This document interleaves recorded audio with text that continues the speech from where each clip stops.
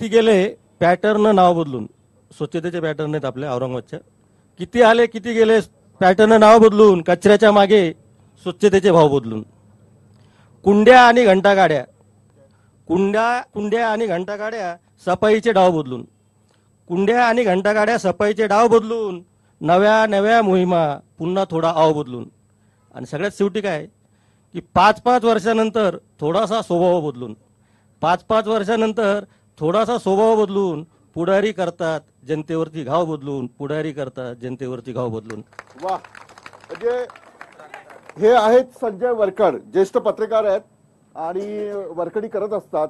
आणि यांची शेवटची लाईन जी आहे ती आहे म्हणजे घाव बदलून अनेक प्रकारे पुढे येतात राजकारणी आणि आपला मुद्दा मांडत असतात. संजयजी आपले खूप खूप आभार. नमस्कार, मी विलास आठवले, औरंगाबादमध्ये आहे लाल किल्ला एक्सप्रेस. आणि औरंगाबादकर यंदा कुणाला पंतप्रधान बनवणार आहेत, कुणाला खासदार बनवणार आहेत आणि कुणाचं सरकार आणणार आहेत याविषयीची चर्चा जी आहे ती आम्ही करतोय. संपूर्ण महाराष्ट्रात 48 मतदारसंघात लाल किल्ला एक्सप्रेस फिरते आणि लोकांच्या मनात काय, या लोकांच्या मनात नेमकं काय चाललेलं आहे, यांना काय हवंय, 5 वर्षात विकास झाला की नाही झाला याचा जो आढावा आहे तो आम्ही घेत आहोत. आज औरंगाबादमधून अत्यंत नामवंत पाहुणे या ठिकाणी सहभागी होतात आणि हे सर्व औरंगाबादकर या चर्चेत सहभागी होतात. मी चर्चेला सुरुवात करतो. जो जिता वही सिकंदर, म्हणूनच चंद्रकांत खैरे जे आहेत ते इथले खासदार आहेत, शिवसेनेचे आहेत. गेल्या 5 वर्षात औरंगाबादला त्यांनी काय दिलं, त्यांचे प्रतिनिधी जे आहेत त्यांच्याशी मी जाणून घेणार आहे. दलवे साहेब बालाजी, 5 वर्षात नेमकं काय दिलं, कारण खासदार हा केंद्रातही मदत मागू शकतो आणि राज्यातही मागू शकतो. औरंगाबाद लोकसभा मतदारसंघातील विधानसभेमध्ये काय जे प्रश्न होते ते सुटले का?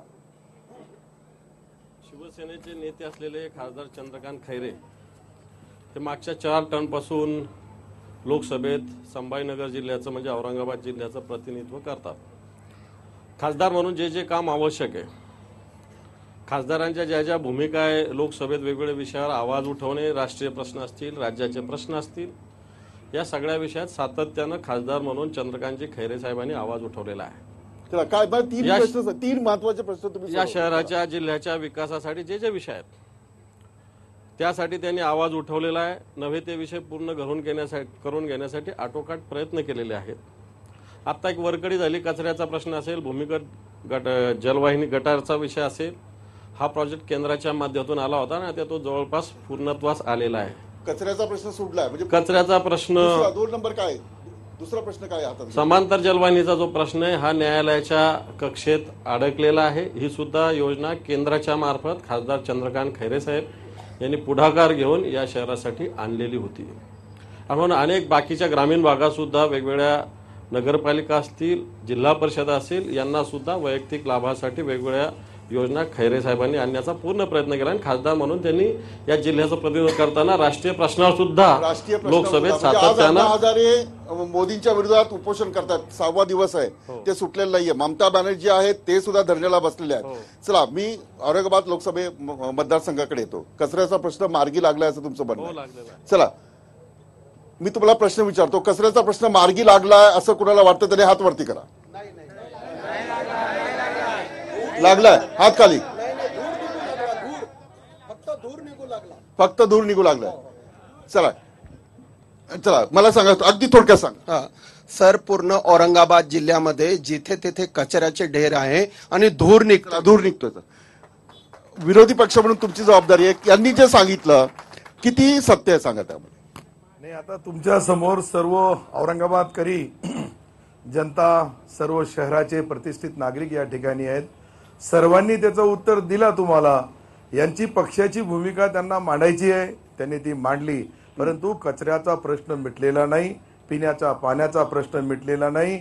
या शहरामध्ये पायाभूत आणि मूलभूत सुविधा देण्याची जी जबाबदारी महापालिकेची असती, ती महापालिकेची कोणतीही जबाबदारी लोकसभेचा संसद म्हणून यांच्या नेत्यांनी पार पाडली नाही. म्हणून 19ला यांची वाट लागणार, याच्यामध्ये तीळ मात्र. ठीक आहे, 19ला यांची वाट लागणार. वाट कोणाची लागणार हे लोक ठरवतील. तुम्ही यांच्या सोबत आहात, केंद्रात आणि राज्यातही आहात. आता हे बोलतात त्यात सत्य आहे की हे बोलतात याच्यात सत्य सांगा. आणि मला हे सांगा, तुम्ही एकत्र आहात का आता? नाही, खरं जर बघितलं तर आजच्या डेटला युतीचे खासदार आहेत आमचे. चांगल्या पक्षाकडून आहे, एक सगळ्यांच्या हृदयात असलेला पक्ष आहे शिवसेना, याच्याकडनं आहेत. परंतु काही गोष्टी आपल्याला दुर्दैवाने मान्यच कराव्या लागतील. खरं म्हणजे खासदार साहेब, मला तरी असं वाटतं की स्वतःच यावेळेला उभंच राहणार नाही. त्यांनी जो हा पूर्ण 30 वर्षामध्ये त्यांना स्वतःला आत्मक्लेश होत राहणार आहे. आम्ही सर्व बघा, युतीचं तिकीट भेटणार, आम्ही युतीचं मन तन धनाने काम करू, त्यात काही वाद नाही. पण आम्ही यावेळेला विनंती करणार आहोत, सीट बदललं पाहिजे. कारण की बघा, तुम्ही दुर्दैव काय, तुम्ही दुर्दैव काय सांगा ना, ऐका, दुर्दैव काय माझी गोष्ट काय नाही, मला सांगा, कचऱ्याचा प्रश्न कोण खरं बोलतंय? तेच सांगतो मी, तेच सांगू लागलो. नाही म्हणजे नाही सुटला साहेब, ऐका ना, दुर्दैव असं आहे, महानगरपालिकेचा प्रश्न थोडी यायला पाहिजे इथं. खासदार साहेब आहेत ते आमच्या पूर्ण मराठवाड्याकरता, आमच्या जिल्ह्याकरता, ग्रामीण भागाकरता देशाचे प्रश्न उचलले. अजून तिथंच त्यांची सुई अटकली. प्रश्न ती एकदम चुकीची त्यांची. कचऱ्याचा आपण 3 विधानसभा मतदारसंघ आहे तिथे, म्हणजे मला वाटतं औरंगाबादमध्ये 3 विधानसभा मतदारसंघ आहे, त्याचा तो प्रश्न. पण पाण्याचा प्रश्न हे म्हणतात की मार्गी लागलाय. काय झालं सांगा? पाण्याचा प्रश्न असा आहे, एखादे खासदार साहेब जर 4 वेळा निवडून आले तर प्रश्न सुटत असतात. इथे प्रश्न वाढतायत, सतत प्रश्न वाढतायत. पाण्याचा प्रश्न सुटलेला नाही, वाढलेला आहे, कायम वाढलेला आहे. आणि मी तुम्हाला सांगतो, यांची खूबी काय माहिती का खासदार साहेबांची? काम तर करतच नाही. भोळ्या भाबड्या जनतेने त्यांना प्रचंड मताने निवडून दिलं असताना त्यांनी धोका दिला जनतेला. आणि प्रत्येक मॅटर कोर्टात जातं. कसं काय जातं तुम्हाला कळत नाही का? समांतर कोर्टात जातं, कसं काय कोर्टात जातं? म्हणून आमची विनंती आहे, यावेळेला आम्ही विनंती करणार आहे भाजप आणि शिवसेनेचे सर्व कार्यकर्ते की यावेळेला तिकीट बदललं पाहिजे. संधी येतो इम्तियाजी आणि तुमच्याकडे मी येतो. पण मला अगदी थोडक्यात सांगायचं, पाण्याचा प्रश्न किती गंभीर आहे? लय गंभीर आहे आणि ते प्रश्न सोडावा लागते. त्यांनी विकलेला आहे पाणीचा मुद्दा विकलेला आहे. पाण्याचा मुद्दा विकलाय, पाणी विकून टाकलं. इम्तियाज जलील, पाणी विकून टाकलंय, खरंय का? म्हणजे तुम्ही विरोधी पक्षात आहात, पाणी विकलंय औरंगाबादचं, लोकांना मिळत नाही. हे खरी गोष्ट आहे. कुणी विकलं सांगा, खरी गोष्ट कुणी विकलं? खरी गोष्ट म्हणजे हे आहे की शिवसेनेचे नेते आहे अंबादास दानवे साहेब, त्यांनी जे सांगितलेले आहे की पाणीच्या प्रश्नाच्या बाबतीत राज्यात एकमेव औरंगाबाद शहर असा आहे की ज्यामध्ये यांचेच खासदारांनी एक प्रायव्हेट कंपनी आणली. ते प्रायव्हेट कंपनी कुणाची आहे तर भारतीय जनता पार्टीचे राज्यसभाचे MP आहे, त्यांची कंपनी आहे.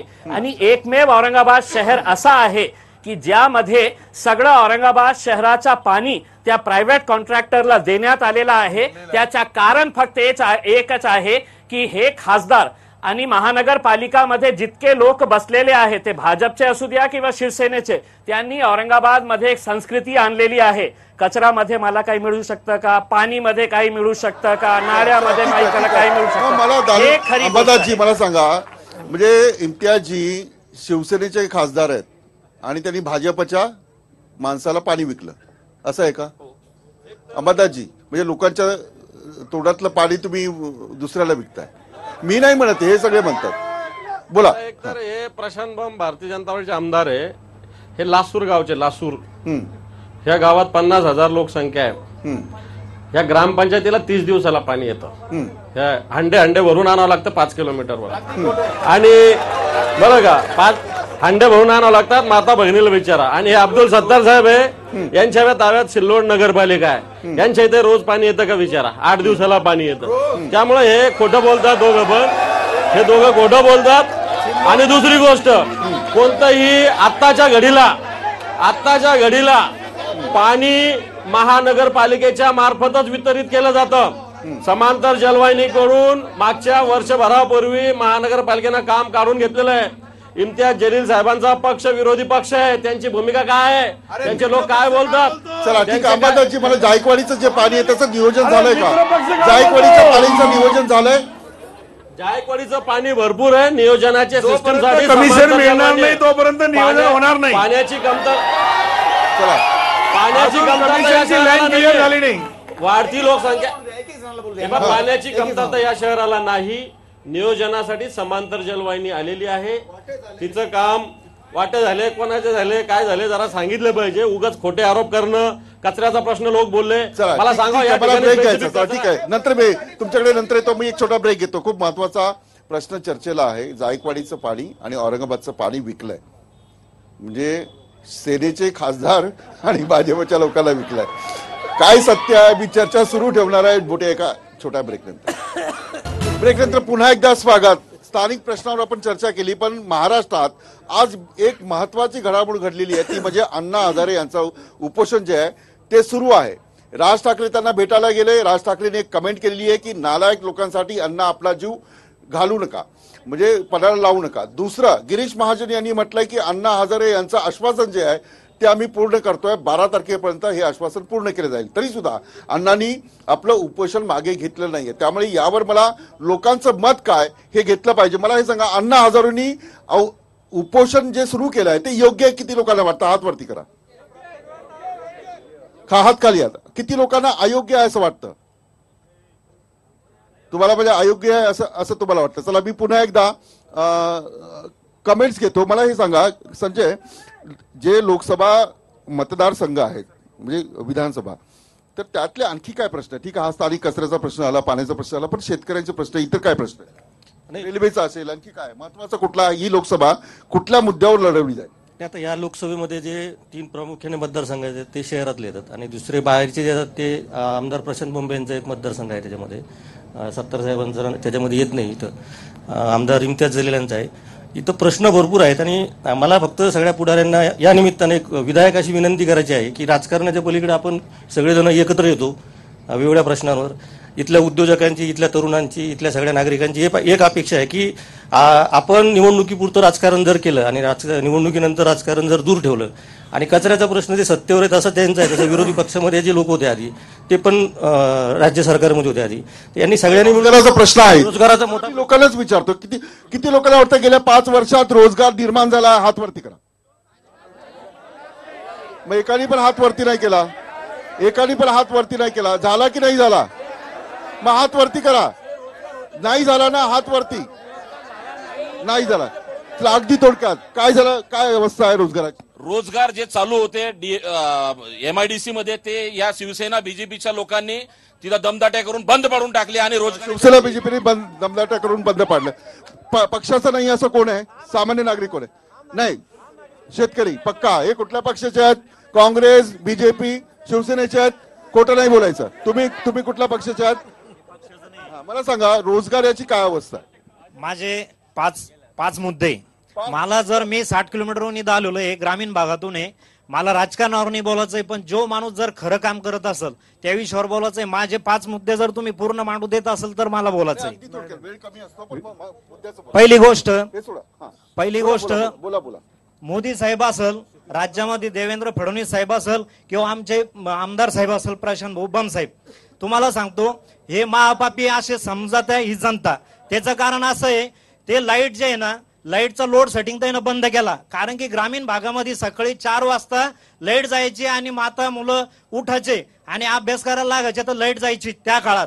आता त्या नाही आता चालू आहे बीजेपीच्या काळामध्ये. 1 मिनिट सर, त्याच्या मी विचारतो नाही, मला सांगा आता लोड शेडिंग आहे की नाही? लोड सेटिंग अजिबात नाहीये. चला ठीक आहे, यांचा मला ठीक आहे मी घेतो. हा, अगदी थोडक्यात लोड शेडिंग आहे का? हो, लोड शेडिंग आहे. कधी लाईट जाते सर, कधी जाते इथं? लोड शेडिंग नाहीये. ठीक आहे, राष्ट्रवादी काँग्रेसचे जे अभय पाटील आहेत, मला सांगा, तुमच्या सरकारने आश्वासन दिलं होतं काँग्रेस एनसीपीनी की भारमुक्त जे महाराष्ट्र आम्ही करू, पण तुम्हाला ते करता आलं नाही, काही तांत्रिक अडचणी राहिल्या. आता काय परिस्थिती आहे? काल ते म्हणतात की लोड शेडिंग होत नाही. 100% आपण जर औरंगाबाद जिल्ह्यात आणि ग्रामीण भागात बघितलं तर लोड शेडिंग येथे आहे. सगळ्यात मोठं लोड शेडिंग येथे ॲग्री पंप्स जे आहे. आज ग्रामीण भागात बघितलं दुष्काळाची परिस्थिती आहे. जे काही थोडं पीक आहे त्याच्यासाठी आज थोडं विहिरीत जे पाणी असेल ते उपसण्यासाठी जर आज तुम्ही मोटारींना जर वीज देऊ शकत नसाल तर यासारखी दुर्दैवी बाब आपल्या औरंगाबाद जिल्ह्यात घडत नाही. तेवढं मी सांगू शकतो. लोड शेडिंग आहे, 100% आहे. ॲग्री पंपला 6 तासाच्या वर कुठे लोड मिळत नाही, हा माझा दावा आहे. लोड शेडिंग आहे म्हणतात तुम्ही, म्हणतात म्हणजे नरेंद्र मोदी म्हणतात घर घर में बिजली दी है. घर घर में बिजली दी है. लोड शेडिंग अगोदर पेक्षा निम्मी आहे. लोड शेडिंग नाही असं आम्ही म्हणणार नाही, परंतु आम्ही 5 वर्षात जे काम करून लोड शेडिंग अर्धी करायला पाहिजे ते आम्ही केलेलं आहे, हे इमानदारीने मान्य करतो. दुसरा प्रश्न असा आहे, आता जो विषय निघाला होता की अंबादास भाऊ म्हटले की लासूर स्टेशनला 30 दिवसात पाणी येतं. जर 30 दिवसात पाणी येत असेल तिथं तर खासदार खैरे मी राजीनामा देईल, आणि जर तसं नसेल तर खासदार साहेब राजीनामा देतील का यांना विचारा. पण आज खासदारकीचा विषय चालू असताना मुद्दाम दुसरा विषय घ्यायचा आणि विषयाला भरकटवायचं असं काम करू नये. जायकवाडीचा मुद्दा ते म्हणतात की जर 30 दिवसात पाणी येत असेल तर राजीनामा देतील. मी देईल. बोला, म्हणजे तुम्ही असत्य बोललात. राजीनामा द्यावा खैरे साहेब. चला, बोला. खूप महत्वाचं आहे. 2 म्हणजे एक आमदार आणि एक पदाधिकारी, जबाबदार पदाधिकारी ते म्हणतायत की 30 दिवसात जर पाणी येत असेल तर मी राजीनामा देतो असं प्रशांत पण म्हणतात. दालवेजी उत्तर द्या. तर खासदार साहेब राजीनामा देतील का विचारा. बोला बोला बोला. हा राजीनाम्याचा प्रश्न नाहीये. तुम्ही लासूरला जाऊन बघा, इथं हे सांगतील मी सांगतील, तुम्ही तुमचा डायरेक्ट जा लासूरला जाऊन बघा पाणी किती दिवसात. सगळे ही गाडी घेऊन चला. ठीक आहे, मी TV 9ची टीम तिकडे पाठवेल. पण मी आणखी एका मुद्द्यावर, विद्यार्थ्यांचे काय प्रश्न आहेत? रोजगार निर्माण झाला असं वाटतं तुम्हाला? खरं तर या आताच्या मेगा भरतीमध्ये मोठ्या प्रमाणावरती जागा निघाल्या, रोजगार त्या ठिकाणी उपलब्ध होण्याच्या दिशेने आहेत. खरं जर बघितलं तर खासदार म्हणून आज आपल्या महाराष्ट्रामध्ये जे काम व्हायला पाहिजे ते होत नाही. हे मोठं दुर्दैव औरंगाबादचं आहे. एक आमदार असताना प्रशांत भाऊने मराठवाड्यासाठी पाणी आणले, आमदाराच्या पलीकडचं काम होतं आणि ते काम असं जर महाराष्ट्रात व्हायला पाहिजे तसं खासदाराच्या बाबतीत व्हायला पाहिजे. हे काय, चला 1 2 3 या सगळ्यांनी एकालाच बोलायला संधी मिळेल का? हा साहेब, हे बम वारंवार का दाखवतात? हे गाजर दाखवलंय सरकारने आम्हाला. हे सांगा, मला सांगा. काहीच दिलं नाही. गाजर दाखवत काय गाजर नाही का दाखवता तुम्ही? सांगा. हे गाजर याच्यासाठी दाखवतोय की नुसते घोषणाच करतात, काहीच देत नाही. शेतकऱ्याला काही देत नाही, कर्मचाऱ्याला काही देत नाही, पाणी देत नाही, नुसतं कचरा खायचं काम आणलं त्यांनी. कचरा खायचं काम आणि रोजगार पण बंद झाले सगळ्या इंडस्ट्रीमध्ये. तुम्ही रिपोर्ट घ्या. ठीक आहे, म्हणून तुम्ही गाजर दाखवतात. तुम्ही कुठल्या पक्षाचे आहात? नाही, कुठल्याच पक्षाचं नाही. मग संधी नाही, नंतर मी येतो नंतर. ठीक आहे, मला ब्रेक घ्यायचा आहे. पण ब्रेक नंतर राहुल गांधी वर्सेस नरेंद्र मोदी अशी लढाई येतो. मी ब्रेक नंतर तुमच्याकडे येतो. मी तुम्हाला विसरणार नाही. राहुल गांधी वर्सेस नरेंद्र मोदी असा एक सामना पाहायला मिळतोय. या सामन्यावर औरंगाबादकर काय नेमकं म्हणतात त्यावर चर्चा सुरू राहील. एकदा स्वागत. लोड शेडिंग असेल, रोजगार असेल, या प्रश्नावर आपण चर्चा केली आहे. पण लोकसभेमध्ये देशातील नेमकं राजकारण काय आहे यावरही मतदान होतं. लोकांचं एक मत ठरतं आणि मतदान केलं जातं. नरेंद्र मोदी वर्सेस राहुल गांधी अशा प्रकारची चर्चा गेल्या 5 वर्षात सुरू आहे. कोण कुणाला पप्पू म्हणतं, कोण कुणाला चौकीदार चोर आहे असं म्हणतं. आणि याच्यावरच तुम्ही आपला नेता जर निवडणार असाल तर कुणाला निवडणार ही सुद्धा चर्चा महाराष्ट्राला कळली पाहिजे.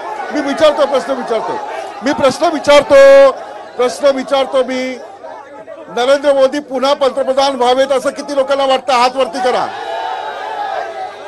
मग हात खाली करा ना. नाही, हात खाली करा. किती लोकांना वाटतं नरेंद्र मोदी झाले पाहिजे परत? हात खाली. चला, राहुल गांधी किती लोकांना वाटतं झाले पाहिजे? हे सगळे या लोकांना वाटतं. चला, का झाले पाहिजे? आमदार साहेब, का झाले पाहिजे राहुल गांधी? 5 वर्ष खूप चांगलं काम केलंय नरेंद्र मोदीने असं भाजपचा दावा. असं नरेंद्र मोदी जे देशाचे पंतप्रधान आहेत, भाजप सरकार येण्याच्या अगोदर यांनी ज्या घोषणा केल्या ह्या फक्त फसवा घोषणा होत्या. यापैकी कुठलंही कार्य त्यांनी आजपर्यंत केलेलं नाही. एक तरी दाखवा इलेक्शनच्या अगोदर केलेल्या घोषणापैकी कन्स्ट्रक्टिव्ह काम केलंयत का? असं कोणतं नाही. राहुल गांधीजी हे युवा नेते आहे, एक्सपिरियन्स नाही आहे ना त्यांच्याकडे. एक्सपिरियन्स का नाही? त्यांच्या अख्खा काँग्रेस पक्षाचा एक्सपिरियन्स त्यांच्या बरोबर आहे. चला, पक्षाचा एक्सपिरियन्स आहे त्यांच्याकडे. चला, महिलांकडे मी जातो. माझा प्रश्न, इतर प्रश्न झाले चर्चेला. काय वाटतं राहुल गांधी आणि नरेंद्र मोदी यांना पाहिलं तुम्ही टीव्हीवर बघता, भाषण ऐकता, पेपर वाचता, काय मत आहे तुमचं? आमचं म्हणणं असं आहे की पंतप्रधानाच्या लायकीचे राहुल गांधीच आहे. मोदीच्या का मला मुद्दे सुद्धा का तर मोदीच्या हे बीजेपी सरकारने महिलांना गाजर दाखवलेले.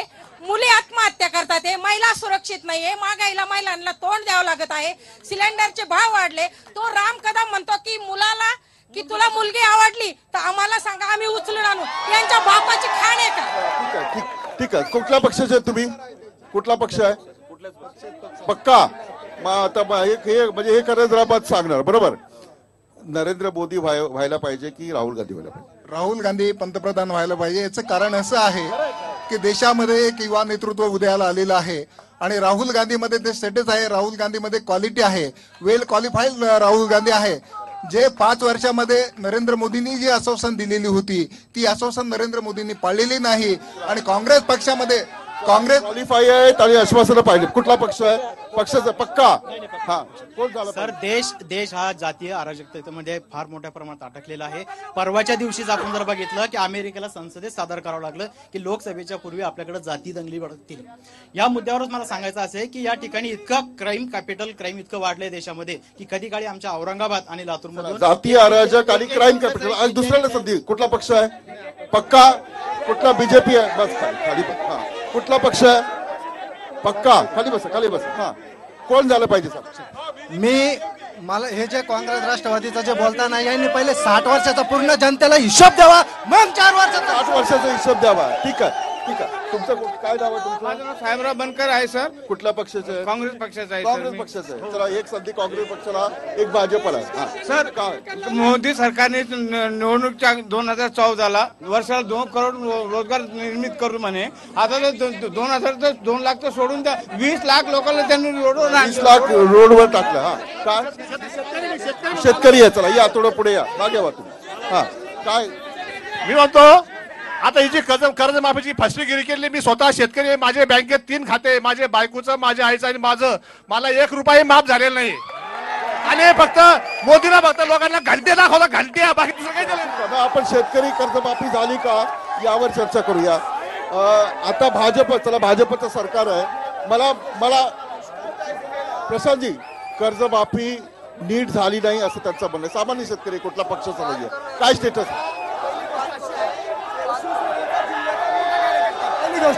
दुसरी गोष्ट अशी आहे, एक जण असा दाखवा जो त्या कर्जमाफीत बसतो. ऐकून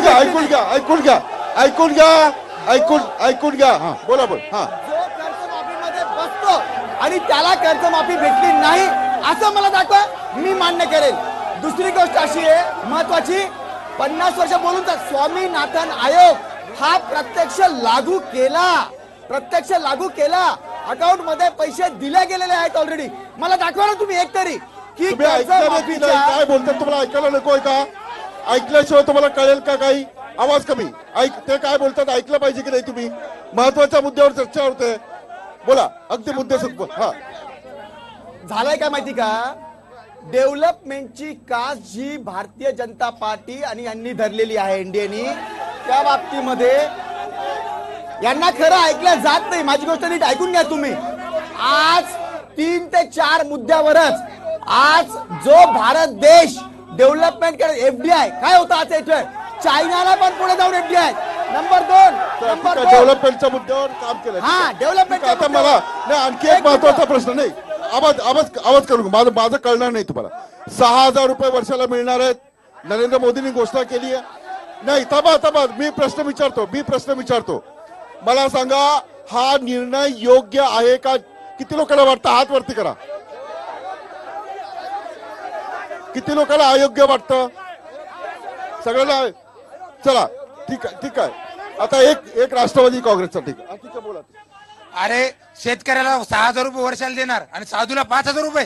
अरे महिन्याला तुम्ही 500 रुपये देणार. 3 रुपयाला रोज येतो. 3 रुपये रोजामध्ये काय घडणार शेतकऱ्याचं? काय घडणार रोजच्या शेतकऱ्याने साधू झाले ना. ठीक आहे थोडक्यात.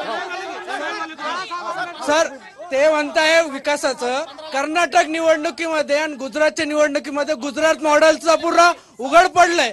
ज्या ग्रामीण भागात कच्छ आणि तिकडच्या भागात गेलं रण भागात, तर दुष्काळ आपल्या मराठवाड्यापेक्षा भयंकर आले. आणि ठीक आहे. शिवसेनेने 7-12 कोरा पाहिजे अशी मागणी केली होती. ते शिवसेनेचे लोक भाजप बरोबर सत्तेत आहेत 4 वर्ष 5 वर्ष. त्यांना आपण विचारूया. आता यांनी सांगितलं की कर्ज जे झालं नाही आतापर्यंत त्यांनी दिलंय. तुम्ही सोबत आहात काय? आता तुमचं काय म्हणणं, दिलं की नाही दिलं? कर्जमाफी विषयी ना, कर्जमाफीमध्ये अजूनही आम्ही रोज गावगाव फिरत असतो. नाही मला अगदी थोडक्यात सांगा. मला वगैरे नको माझ्याकडे. 70% शेतकऱ्याची कर्जमाफी बरोबर आहे. नाही कर्जमाफी झालेली नाही. 70% कर्जमाफी झाली नाही. अब्दुलची काय परिस्थिती आहे? शेतकऱ्यांची काय परिस्थिती सांगा. खरं म्हणजे गेल्या 14 महिन्यापासून ऑनलाईन फॉर्म भरून जनता आणि शेतकरी प्रत्यक्षेत आहे का कधी आमची कर्जमाफी होईल. परंतु हे सरकार परत शेतकऱ्याची चेष्टा यासाठी करू लागले का 18 रुपयामध्ये बिडीचा कट्टा मिळतो आणि रोज शेतकऱ्याला अनुदान जे देऊ लागले ते 17 आता 17 रुपये जो शेतकरी त्याला कुठं समाधान वाटल? यांना फक्त अदानी, अंबानी, टाटा, बिर्ला याची जाणीव आहे, गरीब माणसाची जाणीव नाहीये. गरीबाची जाणीव असते. चर्चेला आणला होता की अराजक जातीय अराजक म्हणजे जे आहे ते पाहायला मिळते. इम्तियाज जलील तुमची वंचित बहुजन आघाडी जी आहे हाच मुद्दा पुढे घेऊन चालली आहे. औरंगाबादचं काय नेमकं वातावरण आहे आणि यावेळेला संभाजीनगर वर्सेस औरंगाबाद अशी जी लढाई आहे ती किती चालणार आहे मला सांगा. हे दुर्दैवी गोष्ट हे आहे औरंगाबादसाठी की मागच्या 20-25 वर्षापासून जे औरंगाबादचं जे इलेक्शन होतो ते काही विकासाच्या मुद्द्यावर होत नाही. आणि हे दुर्दैवी गोष्ट आहे की औरंगाबादचे जे खासदार आहे त्यांनी हे औरंगाबादमध्ये जे निवडणूक लढलेली आहे फक्त 3 मुद्द्यावर ते निवडणूक लढवतो.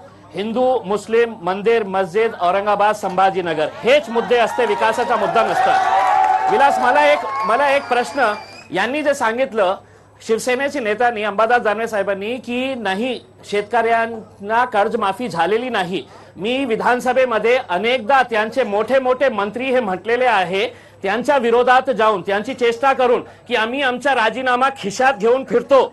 आता ते राजीनामा फाटलेले आहे, मग का ते राजीनामा काढत नाही? काय हे सत्तेसाठी खूप महत्वाचा प्रश्न आहे. मी याच्यावरच एक प्रश्न तुम्हाला विचारतो की शिवसेनेने नेहमी म्हटलं की खिशात आहे राजीनामा. शिवसेनेने राजीनामा द्यायला पाहिजे होता का असं किती लोकांना वाटतं? तुम्ही बसा. किती लोकांना वाटतं? चला मी येतो तुमच्याकडे. ठीक आहे, येतो. चला ठीक आहे. उस्मानजी मला सांगा का आणखी काय प्रश्न आहेत औरंगाबादचे म्हणजे विधानसभेचे? विकासापेक्षाही आणि हिंदू मुस्लिमापेक्षाही मला असं वाटतं की संविधान धोक्यात आहे. ज्या संविधानिक संस्था आहेत त्या धोक्यात आलेल्या. ते सीबीआय असो, इलेक्शन कमिशन असो की आणखी मग ज्युडिशरी असो, सीबीआयच्या लोकांना अटक करावी लागते किंवा न्यायालय जे आहे ते प्रेस कॉन्फरन्स घेतं. याच्यापेक्षा मला असं वाटतं विकासापेक्षाही संविधान धोक्यात जे आलेलं आहे. प्रश्न विचारतो तुम्हाला, संविधान धोक्यात आहे? धोक्यात आहे का मला सांगा. नाही, पंतप्रधान त्यांचं असं म्हणणं आहे की नाही भाजप नरेंद्र मोदी असं म्हणतात की आमच्यापेक्षा संविधान कुणीच जपत नाही. संविधान ते वाट लावली ना, संविधानची वाट लावली. त्याला काय कळे मंत्र्याला? अरे मंत्री बनते तर संविधान वाचा आणि तो मंत्री बना. याला काय कळतो? RSS पार्टी लोक आहे. RSS मॅन याला. आणि साहेब बम म्हणतात की शेतकऱ्याचं कर्ज माफ झालं. ऑल इंडिया केलं ते ना, तर हे कॅम्प्युटर सुद्धा बंद पडलेत. म्हणजे वाट लावली. तबा आता लोकांना पण गेलं पाहिजे. 15 लाख ऐका, 15 लाख टाकले. अच्छे दिन कब आएंगे? 15 लाखाची आस लागली लोकांना. 15 लाखाची आस लागली. हा बोला. थांब. मोदीने पहिला प्रश्न महिलाला 4 कोटी संडास बांधले, गॅस दिला. त्याच्यानंतर पाकिस्तान मध्ये जाऊन सर्जिकल स्ट्राईक करणारा मोदी 36 इंच जातीचा पाकिस्तान मध्ये जाऊन रावण कदम म्हणतो की महिलावर आरक्षण आहे का? महिला सुरक्षित आहे का? अरे चांगला लोकांना बसा. ठीक आहे. नाही मला सगळं संविधान धोक्यात आहे. सर मला एक प्रश्न विचारायचा आहे. आपण कॅप्शन दिलंय, आपण कॅप्शन दिलंय लाल किल्ला कोणाचा. मला एक सांगायचं आहे की सन्माननीय पंतप्रधान माननीय नरेंद्र मोदी साहेबांनी 9 एप्रिल 2018ला लाल किल्ला दालमियांना विकून टाकलाय. दालमियांना विकून टाकला. दालमिया ग्रुपला लाल किल्ला मोदी साहेबांनी विकून टाकलाय. ठीक आहे. काय वाटतं? संविधानाच्या बाबतीत मी बोलू शकतो. 2 मिनिटं. ऐका सामान्य माणूस आहे, घोषणा देऊ नका. थांबा. नाही बसा. संविधानाच्या बाबतीत हे म्हणताय की संविधान धोक्यात आहे. खरंच सर धोक्यात आहे. संविधान धर्माचं स्वातंत्र्य देतं. 2 मिनिटं. संविधान धर्म मान्यतेचं स्वातंत्र्य देतं. लिंगायत समाज इतक्या दिवसापासून धर्म मान्यतेचा लढा लढत आहे. या सरकारने सर विनोद तावडेचा तुम्ही व्हिडिओ बघू शकता. विनोद तावडेचा व्हिडिओ तुम्ही बघू शकता की त्यावर त्यांनी म्हटलं आमचं सरकार आलं की लिंगायत समाजाला धर्म मान्यता आणि अल्पसंख्याक दर्जा देऊ. लिंगायत समाज नाही मिळालं. चला ठीक आहे. मला ब्रेक घ्यायचा आहे. मी ब्रेक घेणार आहे. खूप चांगली चर्चा होते अनेकांना, त्यामुळे बोलायला संधी मिळते. एक छोटा ब्रेक नंतर पुन्हा भेटूया औरंगाबाद मधून लाल किल्ला एक्सप्रेस मध्ये. ब्रेक नंतर पुन्हा एकदा स्वागत. माझा शेवटचा सेगमेंट आहे आणि मी स्वतः काही बोलणार नाही, हे नेतेही बोलणार नाही, मी आता कोणाला बोलू देणार नाही. सर्वसामान्य लोक जे आहेत तेच फक्त बोलतील पण आवाज करणार नाही. काय मुद्दा आहे आणखी? मेरा ये सवाल है बीजेपी वालों से कि मोदी साहब ने जो है तो 3 दिसंबर 2016 को विकलांगों का नाम बदलकर दिव्यांग किया, लेकिन मैं ये कहना चाहता हूँ कि अभी तक दिव्यांगों को ये दूसरा क्या किया, अभी तक ना हमें नौकरी दी गई है ना कुछ. और मैं ये सवाल करना चाहता हूँ, मोदी साहब ने जो कहा था 15 लाख रुपए आएंगे, 15 लाख रुपए आप ले लो, लेकिन हमने हमारे 100 रुपए दे दो. 15. ठीक आहे. आवाज नाही. ठीक आहे. जयाजीराव, चला तुम्हाला मी बोलवला नाही, तुम्हाला मला आणखी काय मुद्दे आहेत आणि ही निवडणूक कशी होणार सांग. एक मिनिट ऐका. मुळात प्रश्न आहे की मोदी सरकारने शेतकऱ्यांचा 7/12 कोरा करण्याचं जे आश्वासन दिलं होतं तो आश्वासन त्यांनी पाळलं गेलेलं नाहीये आणि संपूर्णपणे शेतकऱ्यांची फसवणूक केली गेली. म्हणजे आता अनेक मुद्दे या ठिकाणी उपस्थित झालेले आहेत, पण सगळ्यात महत्वाचा शेतकऱ्यांचा कर्जमुक्तपणा जो झालेला नाहीये. शेतकऱ्यांच्या आत्महत्या वाढलेल्या आहेत, शेतकऱ्यांच्या आत्महत्या वाढलेल्या आहेत आणि आमची आता एकच मागणी आहे की काही नाही, मोदी सरकार हटलं पाहिजे आणि देश वाचला पाहिजे. मोदी सरकार हटलं पाहिजे. आणखी काय कुठल्या मुद्द्यावर लढवली जाईल? या सरकारने जी आश्वासन दिली ती पूर्ण केलीच नाही, परंतु इतक्या चांगल्या चर्चेमध्ये TV9 ने जी भूमिका मांडली, आमचे सकाळचे संपादक वरकर साहेबांनी सांगितलं की कचरा पाणी याच्यापेक्षा अनेक अजूनही महत्वाचे प्रश्न आहे. बेरोजगारीचा प्रश्न आहे. दिल्ली मुंबई इंडस्ट्रियल कॉरिडॉर औरंगाबादला आलंय, 10,000 एकर जमीन आहे, तिथं एकही कंपनी गेल्या 5 वर्षात नवीन आली नाही. बेरोजगारीचा प्रश्न निघाला. रेल्वे लाईन अजूनही दुसरी डबल लाईन टाकण्यात आलेली नाही. असे अनेक इंडस्ट्रीचे अनेक प्रश्न आहे, रोजगाराचे प्रश्न आहे. शेतकऱ्यांनी कधी नव्हे तो 16,000 लोकांनी आत्महत्या शेतकऱ्यांनी केली. या वेळेला कुठले सगळे प्रश्न आहेत? या वेळेला कुठल्याही परिस्थितीत हे केंद्रातलं सरकार बदललंच पाहिजे. ठीक आहे. मी आता थोडं मागे संधी, ज्याला संधी नाही मिळाली त्याला. आणखी काय मला सांगा. तू भाजपचा आहेस? कुठला विद्यार्थी आहेस तू? तू आधी बोल. या मोदी सरकारने विद्यार्थ्यांना पकोडे विकायला लावलेले. पकोडे विकण्यामध्ये रोजगार पकोडे विकणं हा रोजगार समजतात. विद्यार्थ्यांना काय दिलं उपलब्ध करून यांनी? सर यांनी नोकरीचं आमिष दाखवून निवडणुकीच्या समोर फक्त गाजर देण्याचं काम केलंय. सर मोदी सरकार ने जो नोटबंदी के टाइम पे 150 लोगों की जो मौत हुई थी, सबसे पहले उसका जवाब देना चाहिए देश की जनता को. मोदी सरकारच्या काळामध्ये सगळ्या गोरगरिबाच्या कोणत्या बी योजनेचे पैसे ऑनलाईन खात्यावर येऊ राहिले. यांच्या सगळ्याच्या दलाली बंद झाल्या म्हणून यांना मोदी नकोय. दलाली बंद झाली म्हणून मोदी नको. इंग्रज सत्तेवर आलते.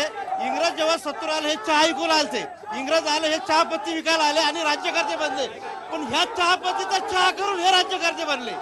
ठीक आहे. चला ही चहापत्ती विकून माझा वेळ संपलेला आहे. पण एक संधी जी आहे अब्दुलजी, अगदी थोडक्यात सांगा काय लढाई असेल यावेळेला? अगदी थोडक्यात 20 सेकंड मध्ये. थोडक्यात एकच मुद्दा बोलणार. या दोघांची युती आहे राज्यामध्ये युती असल्यानंतर शिवसेनेनी क्रांती चौक मध्ये भारतीय जनता पार्टीच्या नेत्याला जोड्याने मारलं. याच्यापेक्षा काय वाईट पाहिजे? हे मारणारे आणि हे मार खाणारे दोघंही समोर. अगदी थोडक्यात 10 सेकंड मध्ये. काँग्रेसवाल्यांना काही बोलायला जमलं नाही की हे असंबंध बोलतात. मला हे म्हणायचंय, यांनी सांगितलं शेतकऱ्यांना 17 रुपये थट्टा करू लागले. यांच्या वेळेला यांनी 17,000 का नाही दिले? आम्ही टप्प्याटप्प्यांनी शेतकऱ्यांना श्रीमंतीकडे नेऊ लागलो. खूप चांगली चर्चा झाली. आपल्या सर्वजण या चर्चेत सहभागी झालात. माझा वेळ संपलेला. मी पुन्हा कधी औरंगाबाद मध्ये येईल. मी कार्यक्रम इथेच थांबवतो. आपण पाहता TV9 मराठी.